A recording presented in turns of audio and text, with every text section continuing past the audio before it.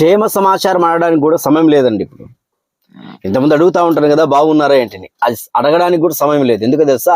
విషాదకరమైన సంఘటనలు జరుగుతూ ఉంది. మీరు ఆల్రెడీ ఫేస్బుక్, యూట్యూబ్ అనేక చోట్ల ఒక వీడియో సర్క్యులేట్ అవుతా ఉంది.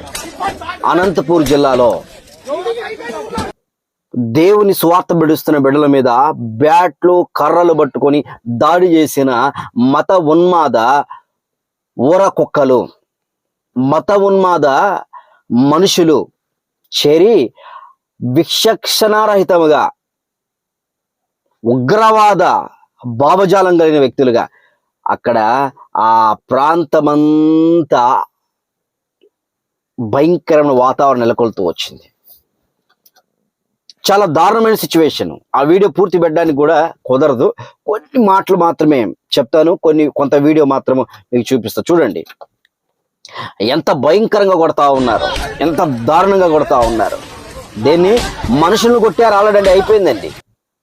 ఆ తర్వాత వ్యాన్ మీద పడిపోయి బ్యాట్లు, కర్రలతో, రాళ్లతో కొట్టి హింసిస్తా ఉన్నారు. ఎవరిచ్చారు మీకు హక్కు? ఎవరిచ్చారు మీకు హక్కు? అసలు జరిగిన సిచ్యువేషన్ నేను మీకు చెబుతాను. చాలా వేదన అవుతా ఉంది, చాలా బాధేస్తా ఉంది. అనంతపురం జిల్లా కూడేరు గ్రామం, కూడేరు మండలంలో కొర్రపో అనే ఒక గ్రామం, అది చిన్న గ్రామం. ఆ చిన్న గ్రామంలో దేవుని బిడ్డలు సువార్త చేయడానికి వెళ్ళారు. వెళితే అక్కడ సువార్త చెప్తా ఉన్నారు. వాళ్ళు చెప్పారు. సువార్త చెప్పి ఇక ఉంటుంటే యవ్వనస్తులు 16, 17, 20 సంవత్సరాల మీసము కూడా రాని మతోన్మాదులు తయారయ్యారు కదా. తయారయ్యి అక్కడ చేరారు. చేరి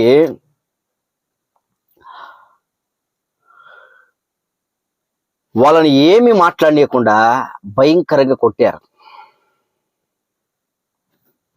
కొట్టి జై శ్రీరామ్ అనే నినాదం, జిహాద్ అని తీవ్రవాదాలు అంటారు చూడు, జిహాద్ అని తుపాకులు పట్టుకొని కాల్చి చంపుతారు. ఇది కూడా, ఈ పదం ఇప్పుడు అలానే తయారైంది. కొట్టుకుంటా ఆ బస్సుని తగలబెడదా, పెట్రోల్ తీసుకురారని మాట్లాడుతూ ఉన్నారట. ఎంత ఘోరాతి ఘోరమో, ఎంత ఘోరాతి ఘోరం. అనంతపూర్ జిల్లాలో ఎంత పరిచయం చేసే తెలుసా? గ్రామాల్లో ఇల్లు కట్టినారు తెలుసా? మిషనరీలు వచ్చి, తెలియదు కదా మీకు? దేవుని భయం లేకుండా ఎవరో ఒకడు బుక్స్ రాసి, ఎవరో ఒకరు చెప్పిన మాట తీసుకొని మత ఉన్మాదంతో నింపబడుతున్న ప్రజలు కనబడుతున్నారండి. ఏమొస్తుంది మీకు? ఇంటే ఇన్ను, లేకపోతే లేదు. మీకు కావాల్సిన మంచి స్వార్థ కాదు కదా, మీకు కావాలి ఇలాంటివి కావాలా? చూపిస్తూ చూడండి, ఇలాంటివి కావాలి కదా. ఒక దేవుని సేవకుడినై ఉండి నేను కూడా ఇంత బాధతో వ్యక్తపరుస్తానంటే బాధాకరమైన సంఘటన.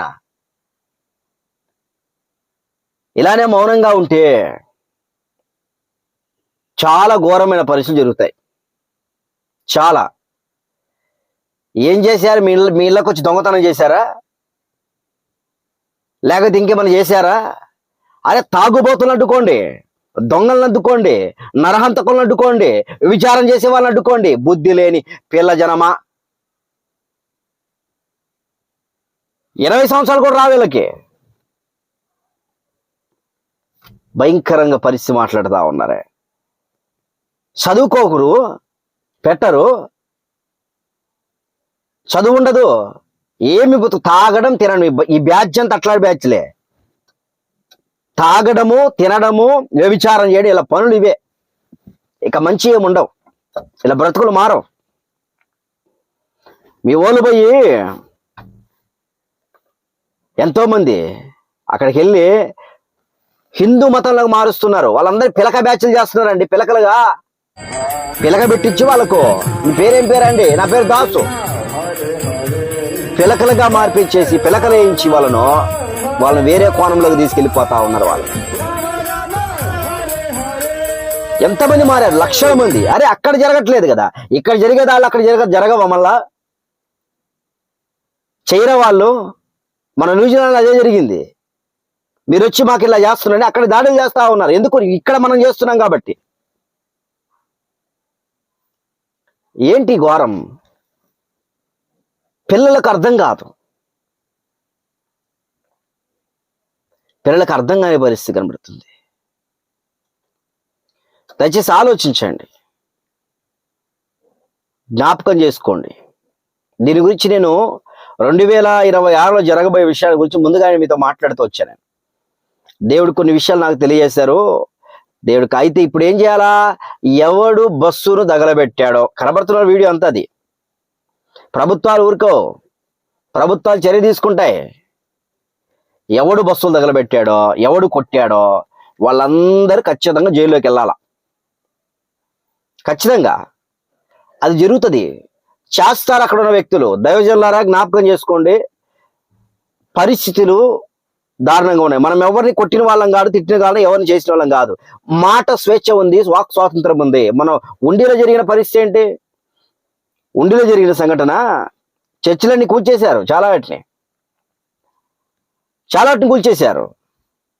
మనం మాట్లాడితే మళ్ళా మనల్ని అనేక రకంగా మాట్లాడుతూ వచ్చారు. మళ్ళీ అందరు కలిసి ధర్నా చేశారు. దిగొచ్చింది ప్రభుత్వం, దిగి రావాలా. కొట్టి తిట్టే విధానము చేయకూడదు. బస్సును తగలబెట్టే విధానము చెప్పలా చేయకూడదు. మనం సౌమరస్యంగా మనకిచ్చిన మాట స్వాతంత్ర ప్రకారం వెళ్ళాలా. ఈరోజు ప్రపంచంలో ఎక్కడ చూసినా కూడా హిందూ మతాన్ని తీసుకుపోయి ఈ కృష్ణుని బోధిస్తూ అనేక మంది మత మార్పిడి చేస్తున్నారే. క్రిస్మస్ జరిగే దగ్గర కూడా వీళ్ళు పోయి మాట్లాడుతూ ఉన్నారు. క్రిస్మస్ లో వీళ్ళు పాల్గొన్నారు. ఏంటండి, ఏం జరుగుతూ ఉంది? ఏం చేస్తున్నారు? వీళ్ళకి నేర్పించే నాయకుడు సరైనగా లేరు అక్కడ. ఇలా టోలందరూ లేచి ప్రజల్ని ఇబ్బంది పెడుతున్నారు. కుర్రజనమే పాపము, వ్యభిచారము, దొంగతనము, సారాయి, సిగరెట్, ఇవే వాళ్ళకు. మంచితనం లేదు, మంచిగా బతికే దినాలు లేవు. ఇలానే గనక ఉంటే ఘోరమైన పరిస్థితిలోకి వెళ్తాం, ఘోరమైన సిచ్యువేషన్లోకి వెళ్తాం. క్రైస్తవ మిషనరీలు భారతదేశాన్ని చేసిన పరిచర్యను గుర్తుపెట్టుకోండి. యేసుక్రీస్తు ప్రభువారు పాపమును క్షమించే దేవుడు. యేసుక్రీస్తు లాంటి దేవుడు ఎవరైనా ఉన్నారేమో ఒక్కరైనా చూపించండి. ఆయనలో ఉన్న లక్షణాలు ఒక్కరైనా ఎవరైనా ఉన్నారా చూపించండి. ఏ ఒక్కరు లేరు. ఆ యేసుక్రీస్తుని ప్రకటిస్తున్నప్పుడు ఎవరి మత విశ్వాసాన్ని ప్రకటిస్తున్నప్పుడు ఇంత దాడులు చేస్తారా? ఇలా నీరు పోసి పంపిస్తారా? ఘోరమైన పరిస్థితి. అర్థం చేసుకోండి. నువ్వెవడవైనా, ఎలాంటి వాడవైనా. మన బంగ్లాదేశ్లో హిందూ వ్యక్తిని కాల్చి చంపినప్పుడు నేను సపోర్ట్ చేశా, నేను మాట్లాడాను. తప్పు, అది ఘోరమైన చర్య. నేను మాట్లాడుతూ వచ్చాను. గుడులు కూల్చేసినప్పుడు చాలా మంది నేను మాట్లాడుతూ వచ్చాను. సువార్తకు అడ్డుపడుతుంటే కొంతమంది ఇస్కాన్ వాళ్ళు భారతదేశంలో, ఆ తర్వాత అనేక ప్రాంతాలు ఇతర దేశాల్లో, ఇక్కడ భారతదేశం సువార్త చెప్తున్నప్పుడు, అనగా వాళ్ళ యొక్క మత పత్రికలు పంచుతున్నప్పుడు అడ్డు పెడుతున్నప్పుడు అలా అడ్డు పెట్టొద్దని నేను చెప్పాను. ఇష్టమైతే తీసుకోండి, లేకపోతే లేదు. నేను మాట్లాడుతూ వచ్చా. మీకేం పోయే కాలమో? ఎందుకు ఇలా ఉంటున్నారు? ఏం ప్రయోజనం మీకు అలా చేస్తే? భవిష్యత్తు బాగుండాలని లేదా? ఇదేనా నేర్పించింది నీ యొక్క గ్రంథము, నీ మతము? జై శ్రీరామ నినాదాలు చేస్తున్నావే. శ్రీరాముడు ఎంత గొప్పవాడని చెప్పుకుంటారే. శ్రీరాముడు మంచి బాలుడు, సౌమ్యుడు. మరి రాముడి లక్షణాలు మీకు లేవే? ఏం ప్రయోజనం? దయచేసి అర్థం చేసుకోండి. ఏమైనా ఉంటే కూర్చొని మాట్లాడండి. వద్దండి మా ఊరు రావద్దు, అవసరం లేదు అని చెప్పి పంపించు. కొట్టడము, తిట్టడము, ఆ బస్సును కాల్చడం ఎవడిచ్చాడు నీకు హక్కు? ఎవడిచ్చాడు? ప్రభుత్వాలు ఇలా చూస్తే మాత్రము చాలా భయంకర పరిస్థితులు జరుగుతాయి. వాళ్ళు అలా చేస్తారండి. మణిపూర్లో జరిగిన సంఘటనలు జరుగుతాయి. మణిపూర్లో జరిగిన సిచ్యువేషన్లో భారతదేశంలో చేయడానికి పురికల్పన కేవలం ఇది రాజకీయ బలోపేతం కోసమే. పిచ్చోళ్ళకి ఏం చేసి పిల్లలకు ఏంది లేదు. గొర్రెల్లాగా వెళ్ళిపోతా ఉంటారు, గొర్రెలాగా. దయచేసి అర్థం చేసుకోండి. కుక్కల్లాగా విపరీతంగా మొరిగి కరచి భక్షించే పరిస్థితి వద్దు. మత ఉన్మాదాన్ని వీడి బ్రతకండి మంచిగా. ఇష్టమైతే తీసుకోలేకపోతే లేదు, కష్టమైతే మానుకో. ఎంత చెబితే ఎన్నిసార్లు చెప్పినా కూడా మారేళ్ళు. వేదనకరమైన పరిస్థితులు.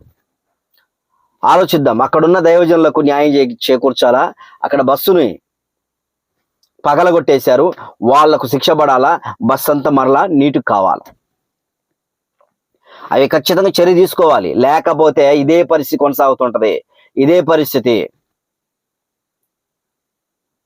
అక్కడున్న అనంతపూర్లో ఉన్న దేవుని సేవకులు సిద్ధపడండి. ప్రభుత్వాన్ని ఆశ్రయించండి. ఓట్లేశారు, అందరు గెలిచారు, అందరు కలిసి ఓట్లేస్తే గెలిచింది. కాబట్టి ఆలోచిద్దాం. దయచేసి గమనించండి. ఇలాంటి చిన్నపిల్లలు ఇలా ఉంచితే మాత్రం చాలా కష్టం అండి.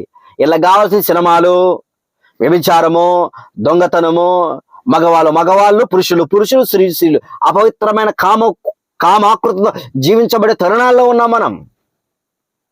దేవుడు చెప్పాడు, వస్తాయి, ఇవన్నీ వస్తాయి, కలుగుతాయి. కానీ మనకిచ్చిన వాక్ స్వాతంత్ర్యం ప్రకారం పోరాడాలా. అందుకే అపవాదిని ఎదిరించడని దేవుని వాక్యం సెలవిస్తా ఉంది. ప్రార్థన చేయండి, అపవాదిని ఎదిరిద్దాం. విశ్వాసమైన డాలు చేపట్టండి. ఎందుకు చెప్పాడు దేవుడి మాటలన్నీ? కాబట్టి ఆలోచించండి ప్రియమైన సోదరుడు. చాలా వేదనకరమైన పరిస్థితులు మనం ఉన్నాం. వేదనకరమైన సిచ్యువేషన్లో మనం వెళ్తా ఉన్నాం. ఆల్రెడీ దీని గురించిన దర్శనం కూడా దేవుడు నాకు ఇచ్చారు. 2026లో ఏం జరుగుతుందో కూడా మీతో పంచుకున్నాను. చాలా మంది చూస్తూ వచ్చారు. అదే జరగబోతున్న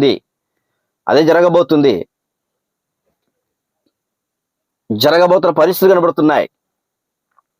ఒక భయంకరమైన తెగులు మాత్రము భారతదేశం మీదకి రాబోతుంది. భయంకరమైన తెగులు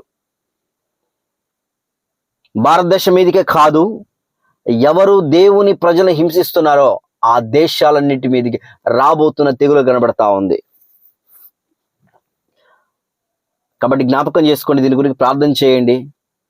మత ఉన్మాదం మానేయండి, మంచిగా జీవించండి. లేకపోతే మీ భవిష్యత్తు కోల్పోతారు.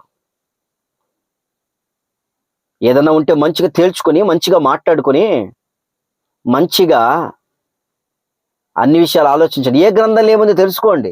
ఎవరో చెప్పారు కదా, ఎవరో చేశారు కదా అని అంత కోపం ఏంటి? క్రైస్తవం అంటే నీకు ఏం అంత కోపం? క్రైస్తవం తాగొద్దంటది, క్రైస్తవం వ్యభిచారం చేయొద్దంటది, క్రైస్తవం బూతులు తిట్టొద్దంటది, క్రైస్తవం సినిమాలు చూడొద్దంటది, క్రైస్తవం అపవిత్రమైన మాటలు మాట్లాడదు. కరెక్టే. అందుకే కోపమండి మాకు. చాలా కష్టమైన పరిస్థితుల్లో బ్రతుకుతున్నాం. క్రైస్తవులారా, యూనిటీ కండి, ఐక్యత కలిగి జీవించండి. ఐక్యత కలిగి సువార్త అసలు చెయ్యం.